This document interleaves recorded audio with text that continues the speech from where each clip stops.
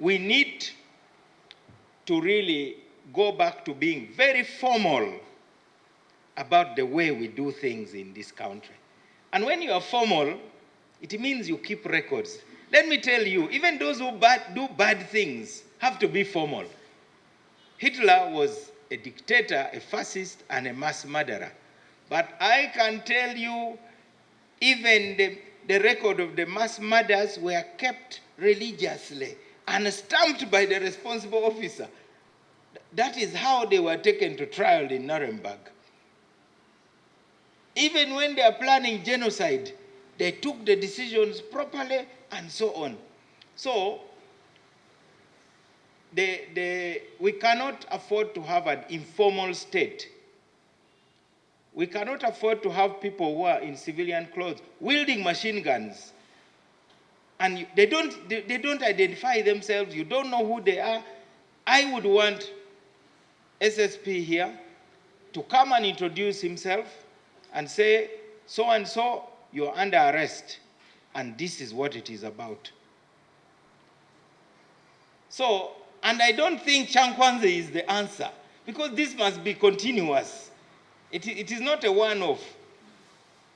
It is intended to make you do your job better in a responsible manner. The Electoral Commission we have is weak. They definitely were not in charge. Sarah talked about what Aziz Kasuja said.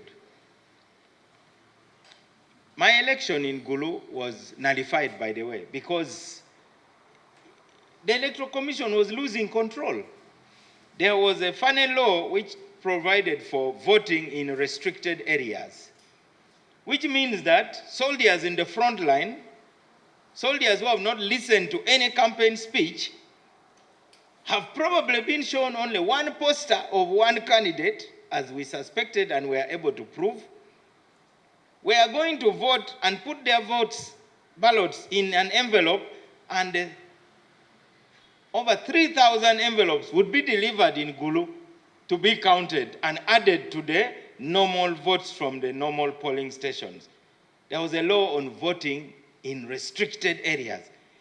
That would mean that a helicopter would go to Congo, where we have deployed troops, and they would vote. This is like a diaspora kind of thing now, only that it is kind of specialized. So our troops who are deployed all over, whether Somalia, they would also vote and put their votes in the envelopes. That's what happened in 1996. Some of you don't know that, but I can tell you because I was a candidate in that election. So, I was winning the election by 1,900 and something, close to 2,000 votes. But I was told that there are 10,000 troops who have not yet voted. Do you think I really had a chance? Or did I really have hope? I had no hope. But I don't think beating me up is a way to convince me to join that party. So I want to tell you that whichever party I will end up in, it will not be UPC. That's how a 13-year-old boy made up his mind where not to go. I don't like electoral violence. When I went in the 1996 campaigns for parliament,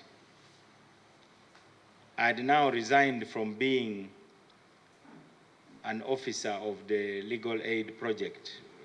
You were told that I'm the one who was given the assignment to open the Gulu office. Bullets were flying in Gulu, and even though the job was advertised, I was the only applicant. That's how bad it was.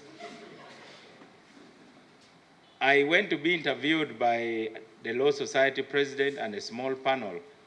The president was now Justice Salome Balungi Bosa. And it was not an interview. It was really a counseling session. She was just counseling me. Mr. Mao, don't be afraid. We shall support you. This is a new venture. You are supposed to look for the office, buy the furniture, be the sweeper, be the process server, be the receptionist, be the secretary. So I was everything. And I'm proud that I went and alone set up that office, and it is still running.